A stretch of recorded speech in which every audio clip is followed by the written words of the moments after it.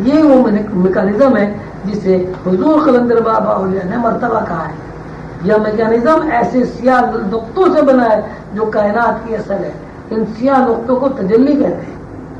یہی وہ نقطے ہیں جن میں گردش ہوتی ہے. ان کی گردش دوہری ہوتی ہے. اللہ تعالیٰ نے قرآن میں جہاں تکرار کا مفہوم استعمال کیا وہاں یہی دوہری حرکت مراد ہے. اللہ تعالیٰ کا ارشاد ہے کیا نہیں پہنچا انسان پر ایک وقت زمانے میں جو تھا شے بغیر تکرار کیا ہوا. اللہ تعالیٰ فرماتے ہیں کہ انسان ایک زمانے میں ایسا تھا کہ ایک نقطہ تھا, اس نقطے میں تکرار نہیں تھا. پھر ایسا ہوا کہ اس نقطے میں تکرار پیدا ہو گئی. یہی وہ تکرار ہے جن کی بنیاد پر انسان کے اندر حواس کی تخلیق ہوئی. اب حواس کو دو رخوں پر بیان کرتے ہیں. ایک وہ آواز جن میں تکرار نہیں ہے, یہ سیاہ نقطے میں ایک وہ یہ سیاہ نقطے ہیں. ایک وہ آواز یا نقطے جن میں تکرار ہے. یہی تکرار لیل اور نہار یعنی خواب اور بیداری ہے. تکرار سے پیدا ہونے والے رات اور دن کے حواس میں ایک حواس ٹائم اسپیس میں بند ہے, دوسرے حواس ٹائم اسپیس سے آزاد ہے. قرآن پاک میں جہاں تکرار کا مفہوم آیا ہے وہاں یہی دوہری حرکت مراد ہے. دوہری حرکت ہر سمت واقع ہوتی ہے. اس طرح بیک وقت وہ ہر پہنائی, ہر گہرائی, ہر سمت اور وقت کے کم ترین یونٹ میں جاری ہو سکتی ہے. یہ دوہری حرکت صدوری ہوتی ہے. یعنی سیاہ نقطہ جو زمانہ ہے پہنائی, گہرائی اور سمتوں میں پیدل میں چھلانگ لگاتا رہتا ہے. جہاں تک اس نقطے کی چھلانگ ہے وہاں تک مکان یا اسپیس کی شکل و صورت بنتی رہتی ہے. اسی سیاہ نقطے میں وہ ساری شکلیں جو مکانی شکل و صورت میں نظر آتی ہیں مخفی ہیں.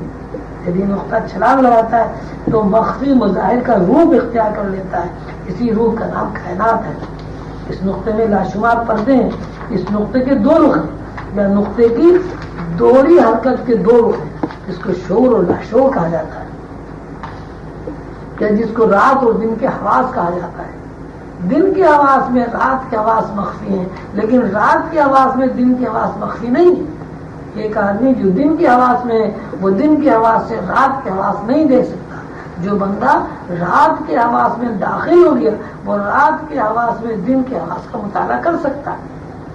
یعنی ایسا بندہ جو رات کی آواز سے واقف ہو جاتا ہے, اس کے اندر اللہ تعالیٰ اتنی شکل پیدا کرتے ہیں کہ وہ جب چاہے ٹائم اسپیس سے آزاد ہو جاتا ہے اور جب چاہے ٹائم اسپیس میں قید ہو جاتا ہے.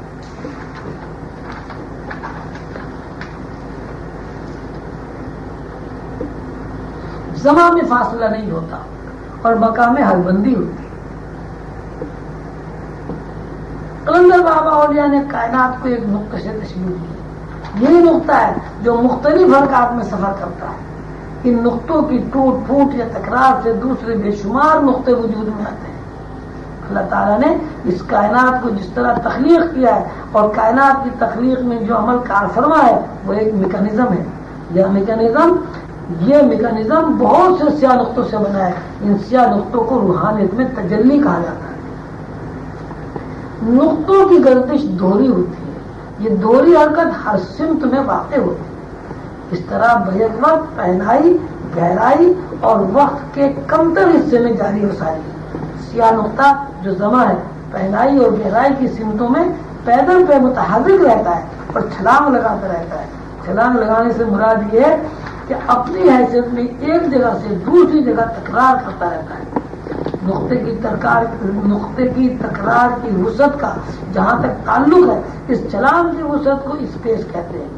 یعنی نقطہ جس مرحلے پر حرکت کرتا ہے یا تکرار کرتا ہے, یہ ایک جگہ سے دوسری جگہ چھلانگ لگاتا ہے, وہ مقام اسپیس ہے. خود نقطہ بذات خود زماں ہے. زماں کے دو رخ ہیں, ایک مرتبہ مکان اور دوسرا خود زماں ہے.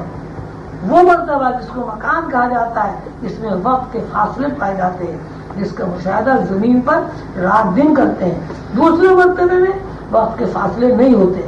ایک مرتبے میں مشاہدہ کرنے والا ترتیب وار دیکھتا ہے. دیکھنے کا انداز اس طرح ہوتا ہے کہ وہ ایک لمحے کے بعد دوسرے, پھر تیسرے, اسی طرح مزید لمحوں کے بعد دیگرے گزرنے کا ادراک کرتا ہے. مثلاً وقت کا تذکرہ کرتے ہوئے وقت کو سیکنڈ منٹ گھنٹوں میں ناپتے ہیں. 1 منٹ سے دوسرے منٹ تک پہنچنا، پھر تیسرے منٹ میں داخل ہونا، ادراک کی تکرار ہے. اسی تکرار سے شعور میں گہرائی پیدا ہوتی ہے. ان گہرائیوں کو مکانی فاصلے کہا جاتا ہے. مثلاً دن ایک اسپیس ہے، رات ایک اسپیس ہے، پھول ایک اسپیس ہے، خیال ایک اسپیس ہے، جو کچھ ہمارے سامنے ہے سب اسپیس ہے. چھوٹا ذرہ ہو یا بڑا کرہ، سب اسپیس ہے. ایک سیکنڈ کو سنکھ در سنکھ حصے میں تقسیم کر دیا جائے تو ہر حصہ اسپیس ہے. یعنی سیاہ نقطے میں ازل سے ابد تک کے تمام خط و خال تہ در تہ موجود ہے اور سب خط و خال اسپیس ہے. ایک طرف سیاہ نقطے کا مفہوم یہ ہے کہ وہ اپنی تکرار کرتا ہے، ایک جگہ سے دوسری جگہ چھلانگ لگاتا ہے. چھلانگ لگانا معنی رکھتا ہے. سیاہ نقطے کا دوسرا انداز نظر بیان شدہ انداز نظر سے برعکس ہے. اس انداز نظر میں سیاہ نقطے کی گہرائیاں اس درجہ لاتناہیت رکھتی ہیں کہ پہلے انداز نظر کا ادراک اس کا احاطہ نہیں کر سکتا. تاہم یہ انداز نظر اپنا الگ ادراک رکھتا ہے.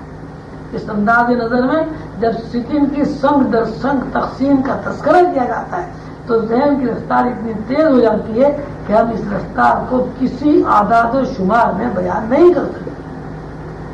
1 سیکنڈ کو سنگ در سنگ حصوں میں تقسیم کرنے کا مطلب یہ ہے کہ ہمارا شعور اسپیس کا تذکرہ کر رہا ہے، لیکن انداز الگ ہے. جب سیاہ نقطے کی گہرائیوں میں اتر کر دیکھتے ہیں تو ہمیں لاتناہی نظر آتا ہے. ہم کسی بھی طرح اس کی لاتناہیت کا تذکرہ نہیں کر سکتے. اسی ادراک کو اللہ تعالیٰ نے لیلۃ القدر فرمایا.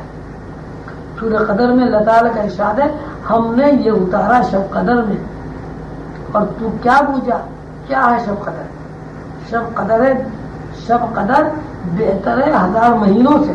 اترتے ہیں فرشتے روح اس میں اپنے رب کے حکم سے ہر کام پر. امان ہے وہ رات صبح کے نکلنے تک. یعنی لیلۃ القدر ایک ایسا ادراک ہے جو ادراک ہمارے شعوری ادراک سے رفتار کی حیثیت میں 60,000 گنا زیادہ ہے. یعنی ایک رات کا ادراک یہ حواس لیلۃ القدر میں 1000 دن اور 1000 رات میں حواس کی جو رفتار ہو سکتی ہے یا ادراک ہو سکتا ہے اس حواس سے کہیں زیادہ ہے. سیاہ نقطے کی گہرائی کا مقصد یہ ہے کہ سیاہ نقطے کا انداز نظر 2 طرح ہے.